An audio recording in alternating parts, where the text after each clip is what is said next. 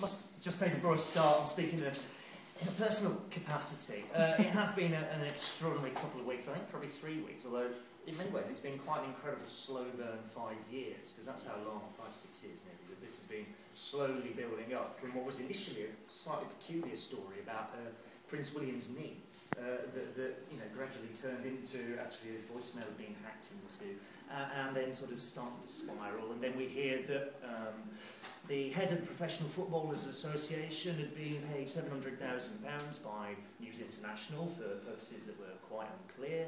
And then we start to, the thing develops from here. Then there's a couple of arrests, and then David Cameron's press advisor has to step down, but apparently something wrong with Sandals, and so it rumbles on. So it's been kind of a culmination of that process, and one side effect is I got wildly carried away writing out the notes, so I'm not going to get through all this. But what I did want to say is this: that people have talked about it being Britain's Watergate, and I think actually this isn't quite right. I think it's much more serious than Watergate, truthfully. For 2 reasons. Des has described Watergate, and Watergate led to the downfall of the presidency. What this has revealed is 2 things about the way that this country's been run, probably for the last 30-odd years now. And the kind of form of rule that's developed here, the set of rules that our ruling class lives by, the people in charge live by and try and force on everyone else. Really the set of rules that tends to get known as neoliberalism. This idea that free markets are always right, that deregulation is always the right thing to do, that a market process will always provide you with the right and best outcomes for any question you happen to want to ask. And really that's been applied here now by successive governments, Tory, Labour and then Tory again, for about 30-odd years. And I think what we're looking at is a crisis of that form of rule. And it comes in 2 parts, one of which is News International itself, which in many ways is kind of the ultimate neoliberal company. I mean, it was there at the birth of this set of ideas, this emergence in the 1970s, the deep economic crisis in the 1970s, and a set of ideas known as neoliberalism, that Murdoch himself, as people pointed out, ruthlessly pushed, that he used his power and influence in his newspapers to kind of promote this set of ideas, to promote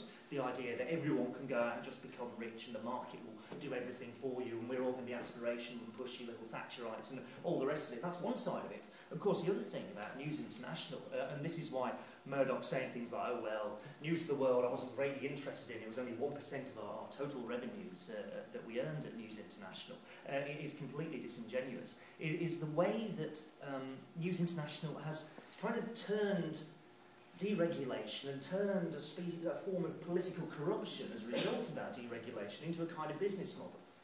The way that this thing works and the way that Murdoch operates, News International, a news corporation, which is the overarching company of the whole thing, operate internationally is precisely on the basis of exploiting this absence of regulation by government, of exploiting the fact that governments won't step in and intervene in markets, and actually going out of its way to exploit that in basically a corrupt fashion, basically in a way that involves attempting to bribe and persuade politicians and lean on people and terrify and intimidate. And his newspapers are an important part of that, very important part of that. The point of News of the World is, okay, when he bought it in 1968, against the advice of his mum, actually, who thought the paper spent too long prying into people's private lives, which is, why you should always listen to your mum, I suppose. She's actually still alive, which I find incredible. She's 102, it's extraordinary. But that's kind of an aside. Anyway, he buys the News of the World. This is his entry into the UK newspaper market. He then decides that he also wants to get hold of the prize that is the Times, and the Sunday Times in the early 1980s. He kind of falls in love with Margaret Thatcher in a certain sense, at least politically, and thinking Thatcher kind of returns this in as much as the procedures that are supposed to regulate buying in newspapers, in this case, the rules that say you can't own more than the share of the newspaper market, she kind of waves, and Murdoch kind of makes all sorts of promises about how he's going to preserve the character of the Times, and there'll be a board overseeing how it's run and all the rest of it. And he makes all these promises, and of course nothing really happens, and the Times turns into this kind of creature of Murdoch, this creature of News International, nothing like the institution it once was. The second part of this process is the move by Murdoch to break up the print unions, to break up this kind of minimal degree of control that journalists and print workers were able to exercise inside newspapers prior to Murdoch's arrival, prior to the battles of Wapping and outside News International's headquarters in the 1980s, in 1986. That element of being able to stand up to managerial control inside newspapers, whether it was by journalists, whether it was by the print workers, whether it was even by editors, completely gets knocked out of the way because of this. It is a brutal operation that Murdoch institutes. Essentially, he provokes a strike of his print workers. He then uses that strike as a pretext to sack all of them, move all of his operations into Fortress Wapping, into the big News International headquarters down there.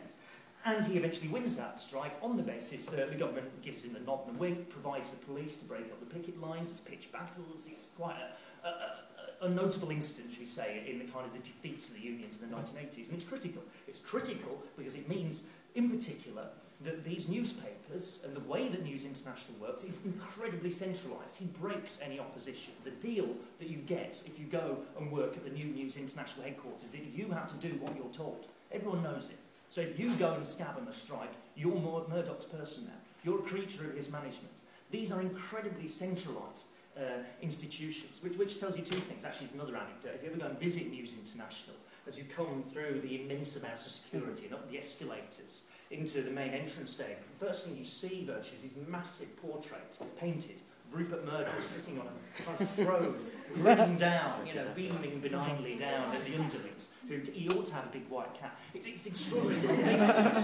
Billionaire plutocrats do in fact do this sort of thing. It's you think it only happens in films, but no, it really is. He really is kind of Dr. Evil to a certain extent. But the point being is that this is a symbolic representation of the centralisation that takes place. It's absolutely ruthlessly centralised, which tells you two things. First, the conditions, not just in News International, because this spreads out throughout journalism, conditions for journalists and print workers and the rest, they are absolutely awful. You can be quite a senior journalist in one of Murdoch's titles, and you have virtually no comeback at work, as the sacking of 200 News of the World journalists bears witness to. Just got rid of them because you don't have any rights. It's completely centralised, completely centralised. He got rid of editors that kind of had the temerity to disagree with it in the early years. The second one is that when Murdoch turns around and says he doesn't know, nobody knew about the phone hacking, we should immediately smell a rat, because actually they would have known about it, because they mercilessly control these whole operations. It's a neoliberal company. It's about the centralisation of power. It's not just that it promotes a set of ideas, it is also itself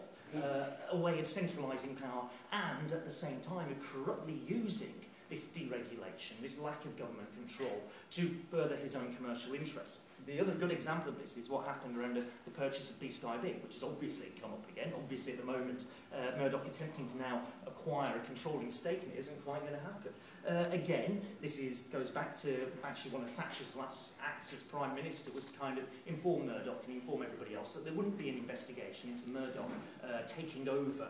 There were two British satellite broadcasting companies, one called British Satellite Broadcasters in the early 1990s. Murdoch owned the other one, Sky. Sky bought British Satellite Broadcasting. The merged company was Sky B. He owns News International owns a 36% stake in that at present. This was, strictly speaking, against the rules on monopolies, on competition and all the rest of it. Nonetheless, through on a nod and a wink. The other part of that, of course, is that when Murdoch wants to start selling the little set-top boxes that you have to use to watch Sky, strictly again, these boxes are supposed to have, and there was a broadcasting bill going through Parliament in the mid-1990s, supposed to be the case. You get one of these and you can watch anybody's broadcasts. You can watch Murdoch if you want, you can watch Al Jazeera if you want, whatever you like. Well, maybe not Al Jazeera at the time, but you get the idea. You had a choice here.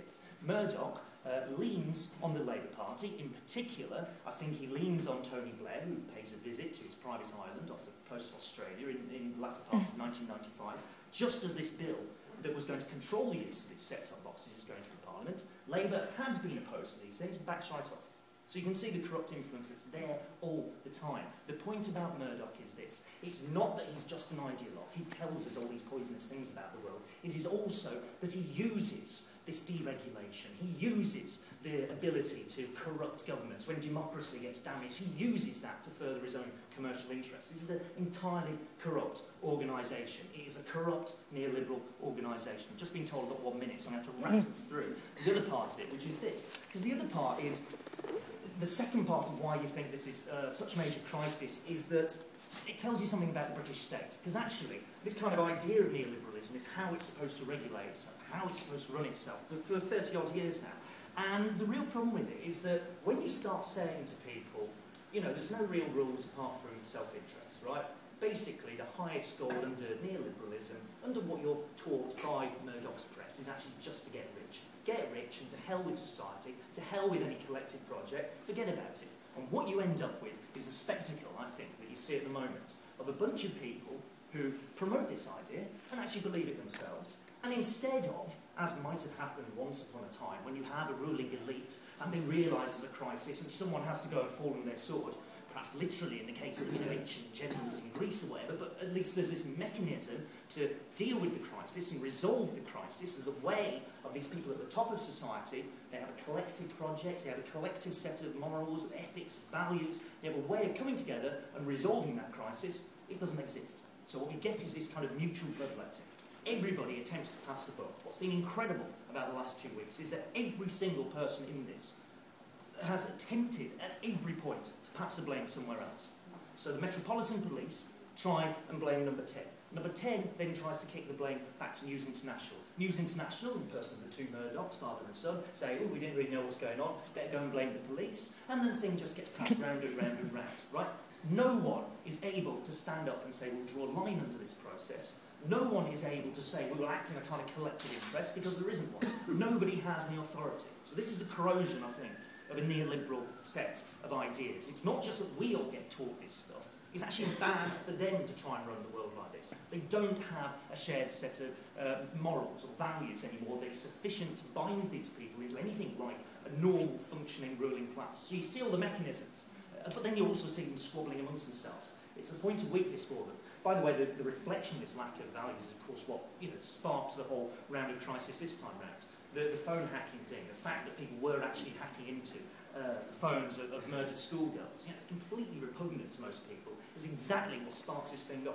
A clash of moral systems, total absence of morality up here, venality about the whole thing, that conflicts with what most people believe about the world. And I'll finish on that point, which is something like this, that actually after 30 years of being told the world is a bad place, that the free market is the best way to do it. If people are rich, they deserve to be rich. After being told this, it is not the case that everybody believes it. Consistently, opinion poll after opinion poll, you always find at least a third of people who will sit there and say, actually, I want more money spent on public services, not less. I want more taxation for the rich, not less. I want stronger unions, not weaker unions. They'll defy every single thing that we're all supposed to think about the world, that Murdoch wants us to think about the world, that Cameron wants us to think about the world. They'll always defy it. And that, I think, is partly the reason why this clash of values and this clash of morality has been so serious for them. They don't have anything themselves. We do have the potential to pose an alternative to it. So I think that leaves us three things. First is, as some people, both the other speakers have said, is there's a question here of democratisation of the media. It's how do you take control of these potentially immensely powerful institutions that are newspapers, that are broadcasters, and run them in the interests of people, not in the interests of Murdoch or anybody around his clique. How do you run them in the interests of ordinary people?